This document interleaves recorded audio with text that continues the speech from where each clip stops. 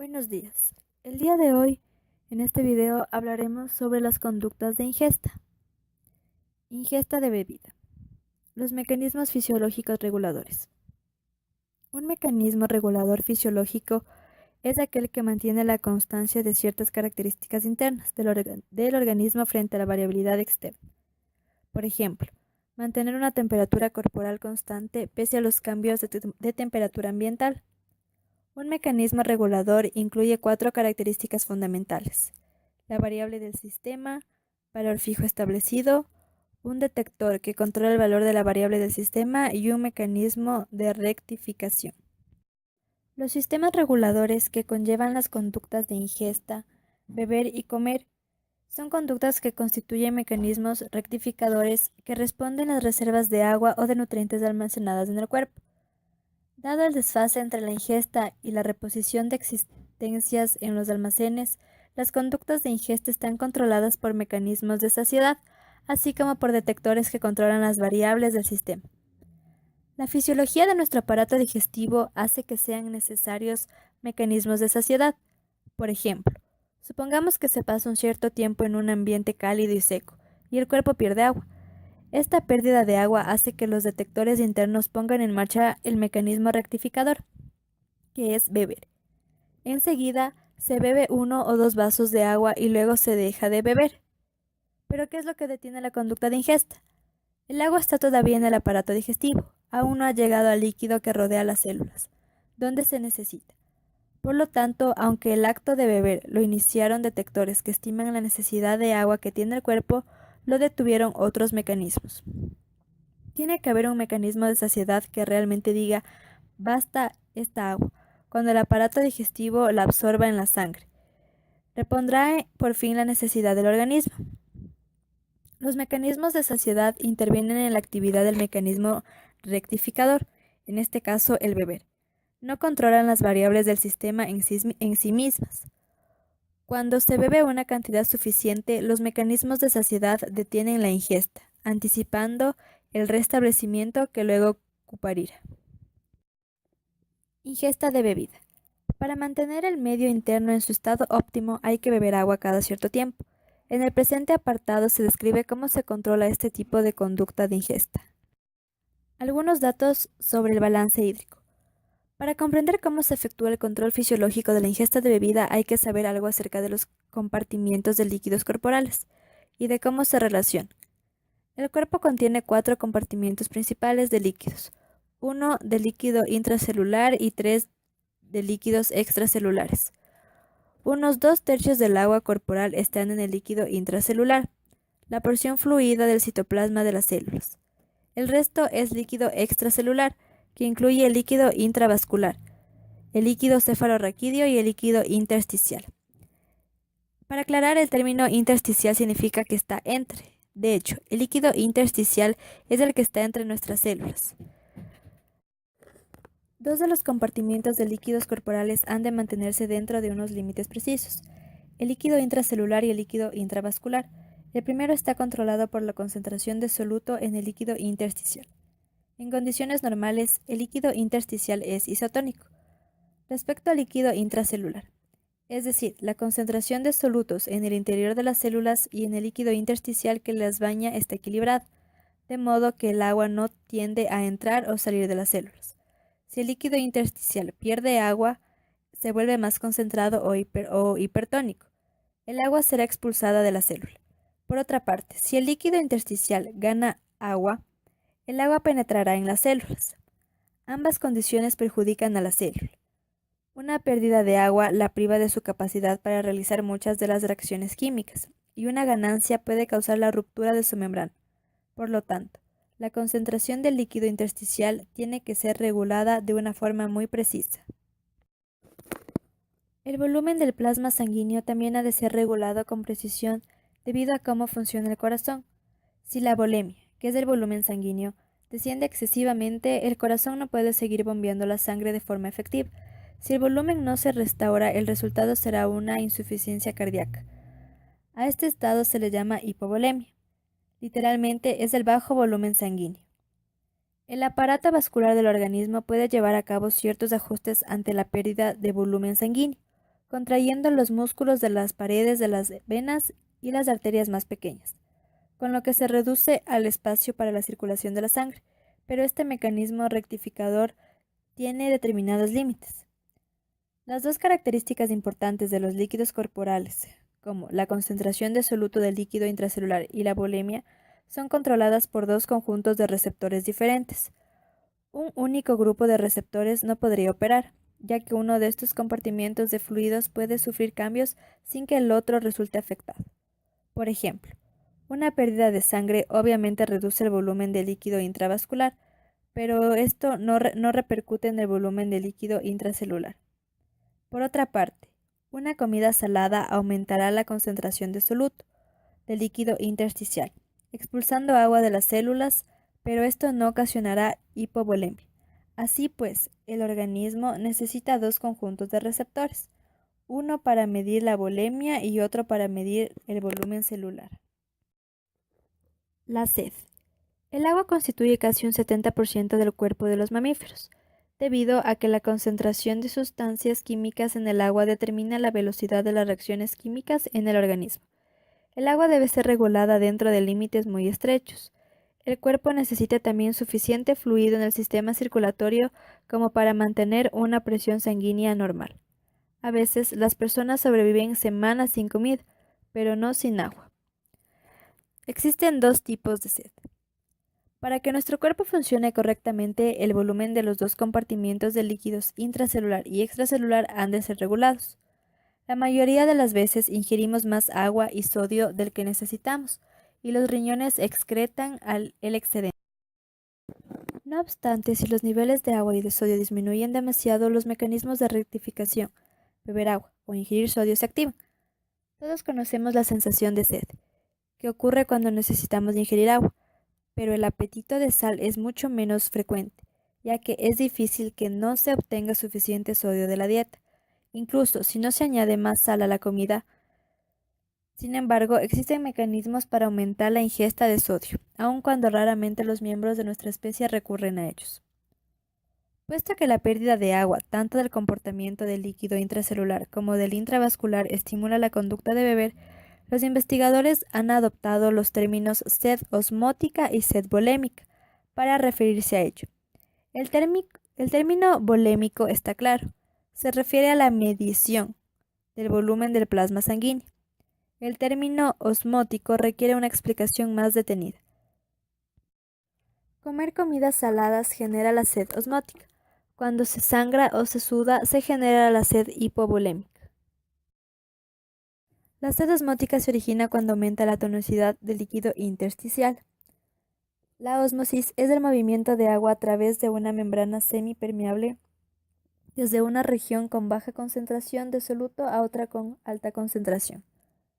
Los osmorreceptores. Neurona que detecta cambios en la concentración de soluto del líquido intersticial que lo rodea. Detectan su propia pérdida de agua y disparan la sed osmótica.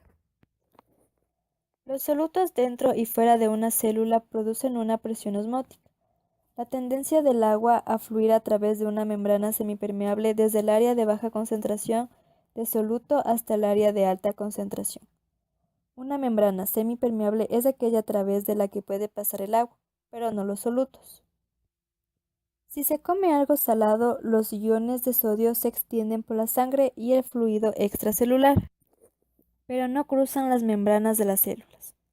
El resultado es una concentración más alta de solutos, fuera de las células, que dentro, y la presión osmótica resultante extrae agua de las células al fluido extracelular. Ciertas neuronas detectan su propia pérdida de agua y disparan la sed osmótica, que ayuda a restaurar el estado normal. Los riñones también excretan orina más concentrada para hacer frente al exceso de sodio en el cuerpo y mantener tanto agua como sea posible. ¿Y cómo detecta el cerebro la presión osmótica? Pues obtiene parte de la información de los receptores que están alrededor del tercer ventrículo. Sed volémica. La sed volémica se ocasiona cuando disminuye el volumen del plasma sanguíneo, es decir, el volumen intravascular. Como se dijo antes, cuando se pierde agua por evaporación, se pierde de los tres compartimientos de líquidos, el intracelular, el intersticial y el intravascular. Por lo tanto, la evaporación produce tanto sed volémica como sed osmótica. Por otra parte, tanto la pérdida de sangre como el vómito y la diarrea ocasionan pérdida de volumen sanguíneo, sin deshidratar el líquido intracelular. Varoreceptores auriculares. El segundo grupo de receptores para la sed volémica se localiza en el corazón.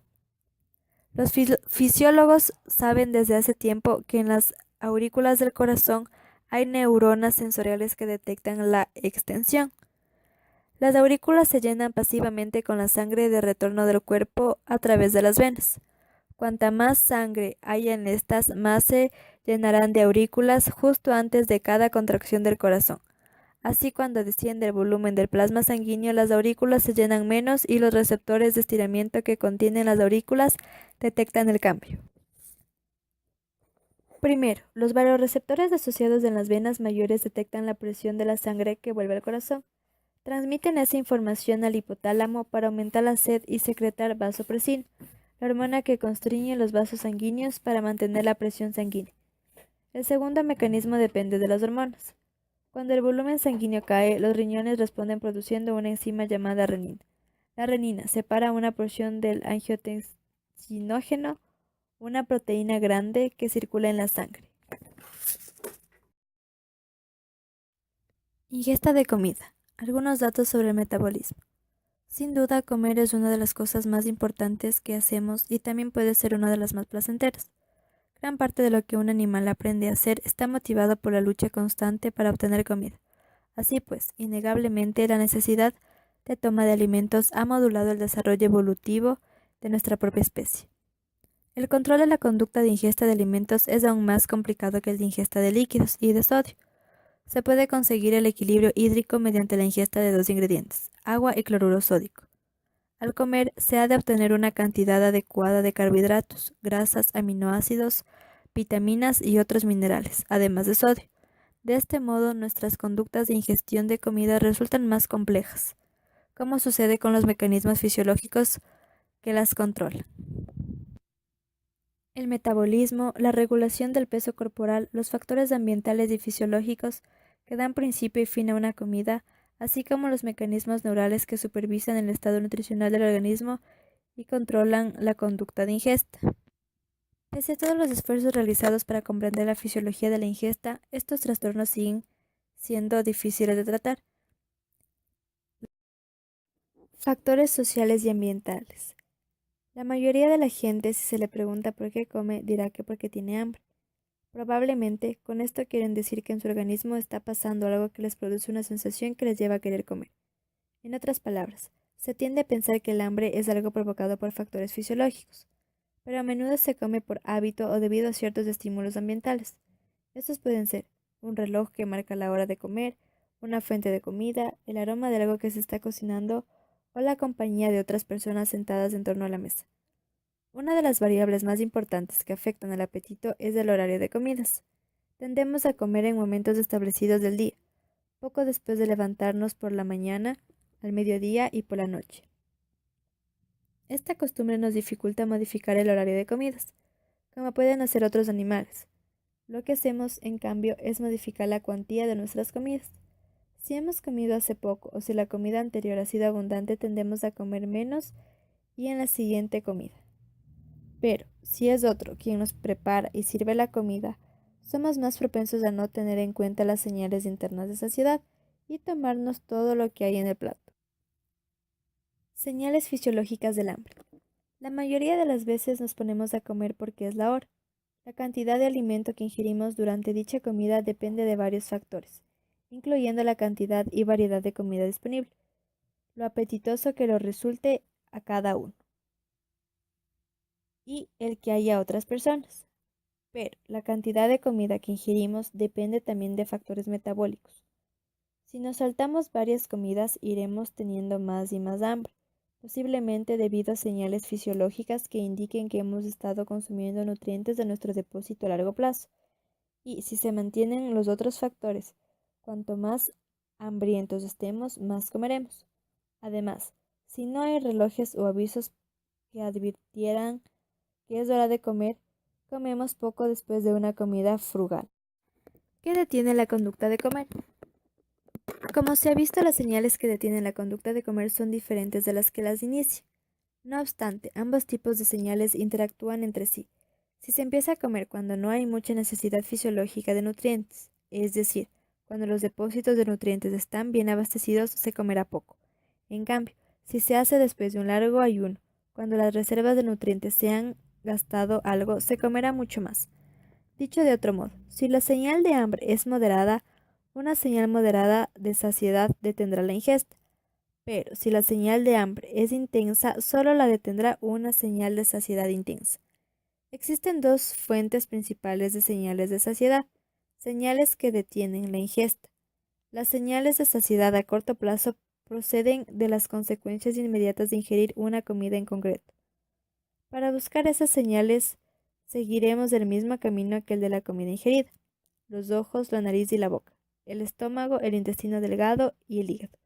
Cada uno de estos puntos puede en principio enviar una señal al encéfalo indicándole que se ha ingerido la comida y que está en vías de ser absorbida. Además, las señales metabólicas sanguíneas informan al encéfalo de que el organismo está en fase de absorción. Las señales de saciedad a largo plazo provienen del tejido adiposo, en el cual se halla el depósito a largo plazo de nutrientes. Estas señales no controlan el inicio y el final de una comida en concreto, sino que, a la larga, controlan la ingesta de calorías, modulando la sensibilidad de los mecanismos cerebrales implicados en el hambre. Desafortunadamente, ciertas personas tienen tendencia a padecer trastornos de alimentación. Algunas personas se vuelven obesas, pese a que nuestra sociedad considere la obesidad poco atractiva, y aun cuando las personas obesas por lo general presentan más problemas de salud que las personas con un peso normal y viven menos. Otras, especialmente las mujeres jóvenes, pueden observacionarse por perder peso. Comen poco y aumentan su nivel de actividad hasta que su peso corporal llega a ser extremadamente bajo, y a veces con mortales consecuencias.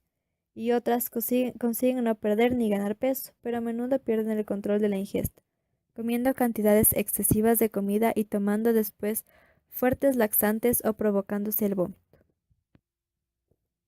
La obesidad es un problema muy extendido que puede tener graves consecuencias sobre la salud. En los Estados Unidos, aproximadamente el 63% de los hombres y el 55% de las mujeres tienen sobrepeso, definido como un índice de masa corporal. La incidencia de la obesidad, definida como un ISM mayor de 30, se ha incrementado a un 50% en los últimos 20 años, siendo aproximadamente un 18% en 1998. Los riesgos para la salud de la obesidad más conocidos incluyen enfermedades cardiovasculares, diabetes, accidentes cerebrovasculares, artritis y algunos tipos de cáncer. La obesidad sin duda se debe a varias causas, entre ellas el aprendizaje y las diferencias, innatas o adquiridas de metabolismo. La conducta de comer, al igual que la mayoría de las conductas, está sujeta a modificaciones por aprendizaje. Por desgracia, muchos aspectos de las sociedades modernas e industrializadas tienden a debilitar el control fisiológico de la ingesta de alimento. Por ejemplo, de pequeños se nos enseña a comer todo lo que hay en el plato. En realidad, a muchos niños se les premia por comerse todo lo que se les ha puesto y se les castiga si no lo hacen. A medida que crecemos, nuestras necesidades metabólicas disminuyen, y si seguimos comiendo como lo hacíamos cuando éramos más jóvenes, tendemos a acumular grasas. Las señales inhibitorias asociadas con el consumo de alimentos ciertamente no son definitivas. Pueden ser superadas por el hábito o por el simple placer de comer algo sabroso. Una de las razones de que muchas personas tengan tanta dificultad para perder peso es que los factores metabólicos parecen tener un importante cometido en la obesidad.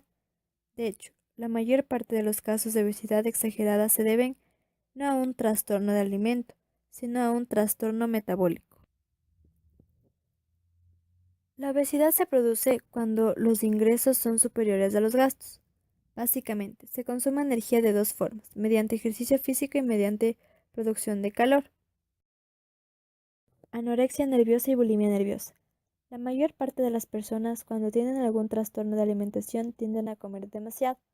Sin embargo, algunas, en especial las chicas jóvenes y adolescentes, presentan el problema contrario. Comen demasiado poco, hasta llegar incluso a la inanición. Este trastorno se llama anorexia nerviosa. En la anorexia nerviosa existe mala percepción de su imagen corporal. Son personas obsesivas compulsivas. Hacen mucho ejercicio y se aíslan de reuniones sociales para evitar alimentos. Estas personas sí muestran interés por la comida, pero tienden el control excesivo del apetito.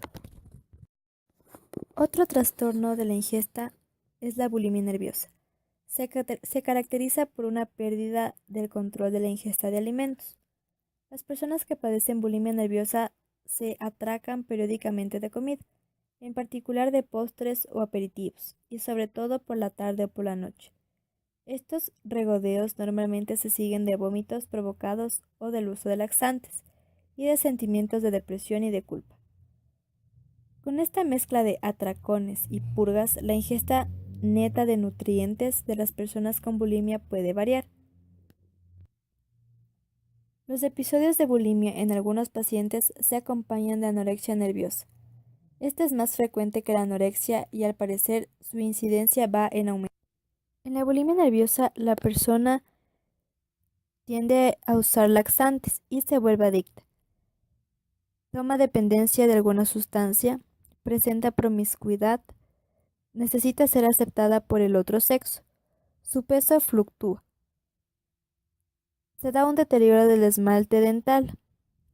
Tiene problemas gástricos y no tienen conciencia de su enfermedad. Esta se ve medida por la frecuencia de los atracones. Existen dos clases de anorexia nerviosa, la restrictiva y la purgativa. En la restrictiva van a tener una dieta estricta, van a eliminar grasas, ya no van a merendar, solo llegan a ingerir una galleta diaria. Realizan ejercicio exageradamente.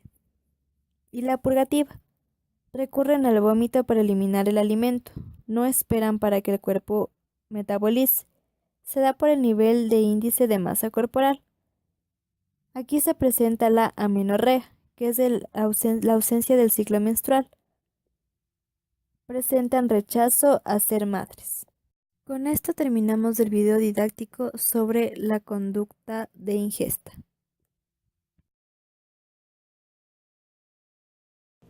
El día de hoy vamos a realizar un experimento.